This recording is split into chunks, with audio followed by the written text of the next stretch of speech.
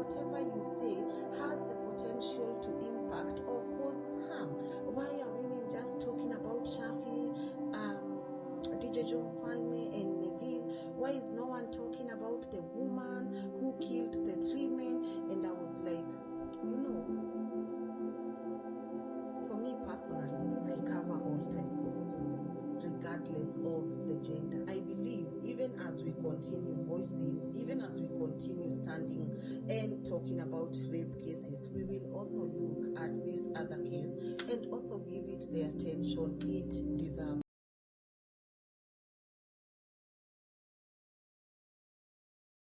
The more we continuously talk about the victim being in the wrong, it only just lets the perpetrators get away with these things. And so when you see your friends, your brothers, your cousins talking like this, you speak up. A lot of guys talk this way because nobody checks them, because a lot of people condone it, because they get away with it. And you know, when you put this loose term women, you include your mother, your sister, your daughter, your girlfriend. So I will just say, from one media practitioner to the another, shame on you. And your apology was so weak, it could not hold water. Please, we need you, man. This isn't a war we can win without you. Rape culture is becoming normalized. Please stop. We need to just change the perspective that it is always men versus women, that you can't court a woman without getting something in exchange. And this entitlement that men have, including telling women how they should dress, how they should act, and their moral standards. I realize that this country, people have very low EQ.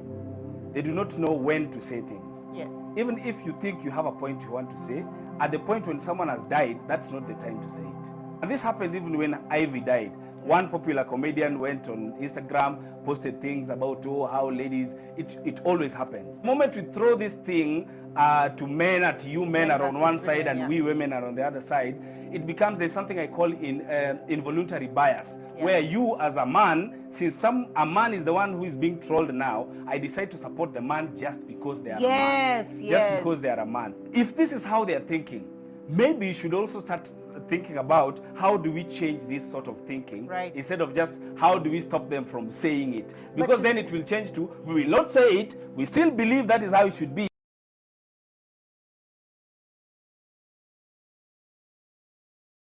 Away from that, the Radio Africa Group will have to pay $1 million shillings as a fine for its presenters promoting what the Communication Authority says is a breach of ethics. Further, the media company will have to retrain its on-air staff and have them accredited by the Media Council of Kenya as part of regulations imposed after presenters on Homeboy's radio breakfast show made derogatory remarks against women.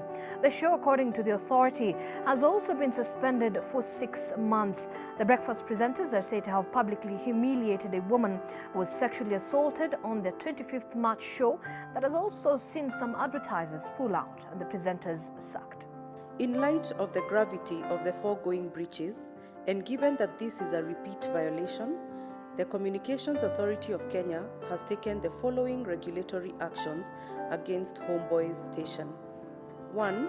Levied a penalty of Kenya shillings 1 million. 2. Imposed a 6-month suspension on the offending show until the station demonstrates compliance with all statutory and regulatory requirements. 3. Directed that the staff of the station undergo training and sensitization on gender issues. 5. Directed the station to publish a public apology in 2 newspapers with nationwide circulation and air the same apology on the station during prime time starting from today for the next 5 days.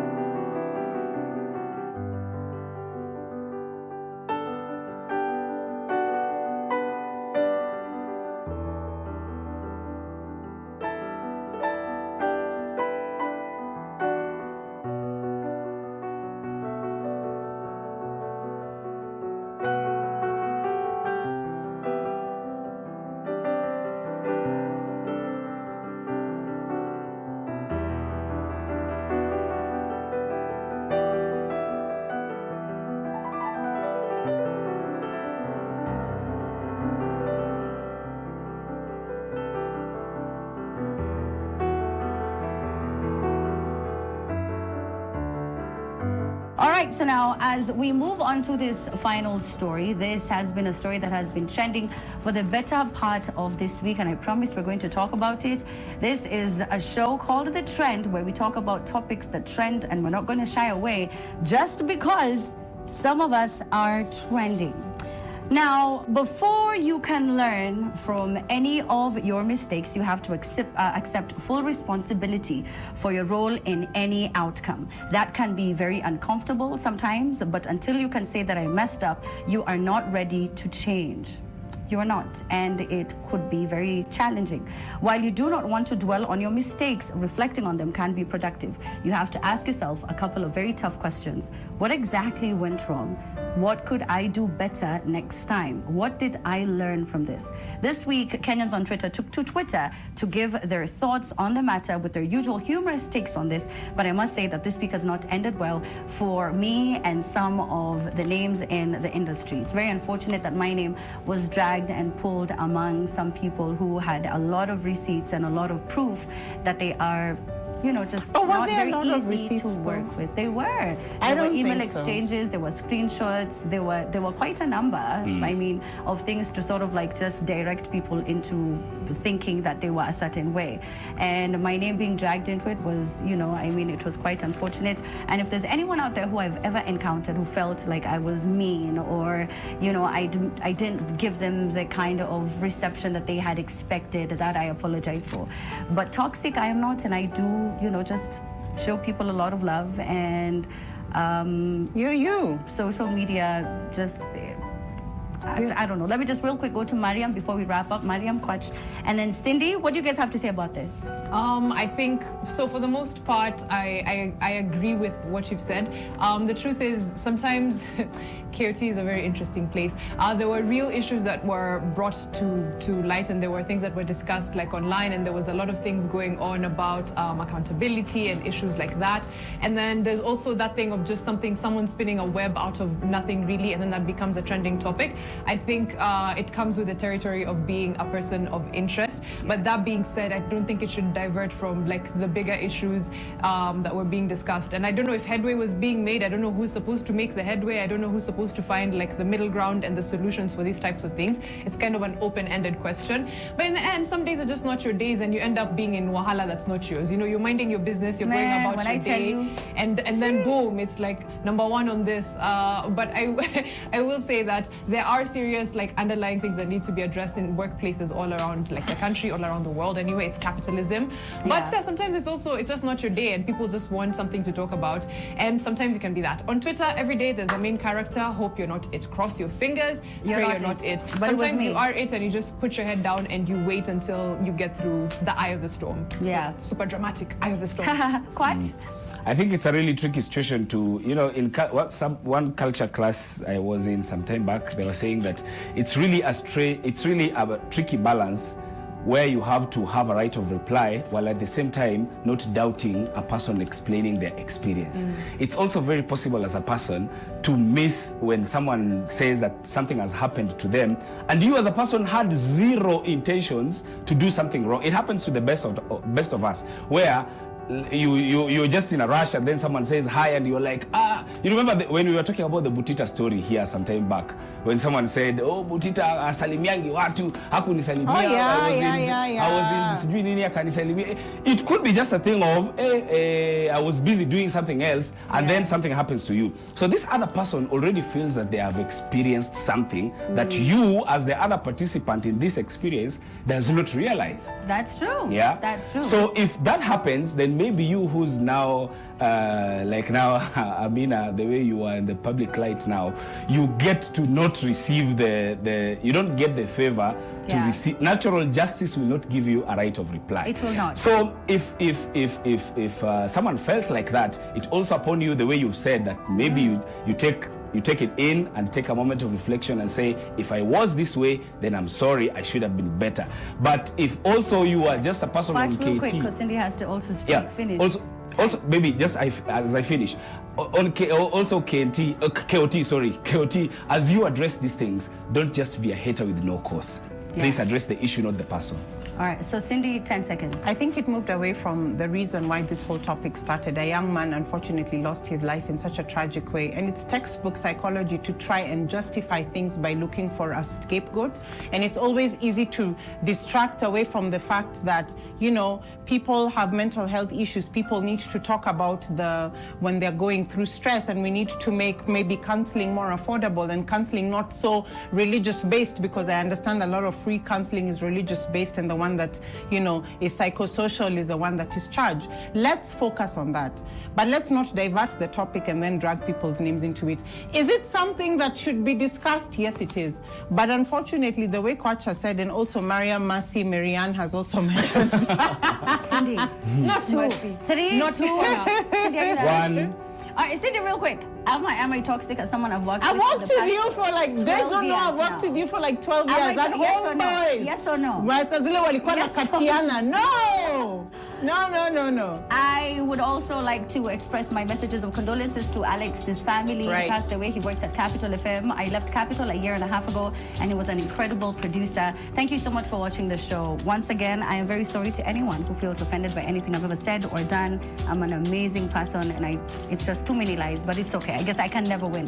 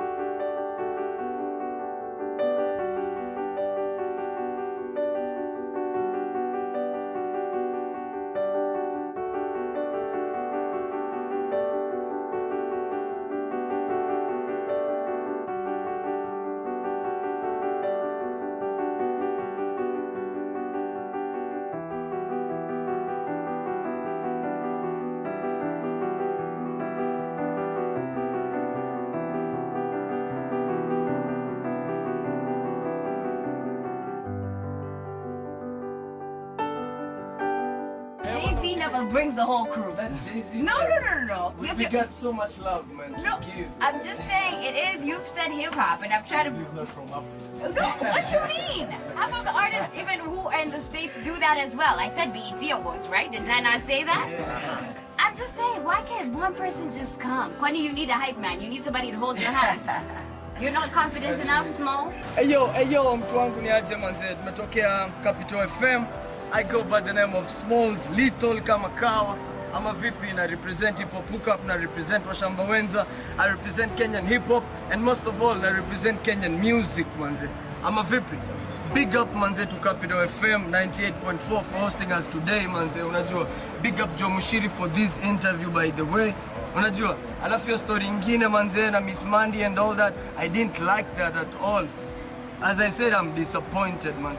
Unajua nini, the first thing by the way, nilimpatia huyo mdem album, akakataa. That's an example I'm trying to give. Like, mnaangusha Kenyan music your design. You want me to bring you ice cream to your studio or something? You want me to bring a t-shirt?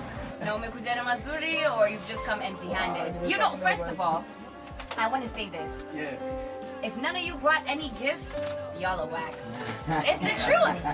It's the truth. Half of the guests who keep coming here bring like booties, t-shirts. What y'all bring? CDs, albums for you. This is for you. No, I want something for myself, not a CD like that. Yo, this is my album. Come on, this is the best I could give you. That's right the now. best you could give me?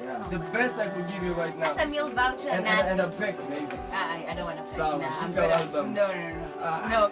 Oh, you should buy the brands. Unajua, you don't have to kututumia tu uletewe uvae. Well, you even ask to buy it. Unajua, I'm giving you an album for free. Music, food for thought, 19 tracks, man. You hata una idea ungeget nini hapo ndani. You missed that. You understand?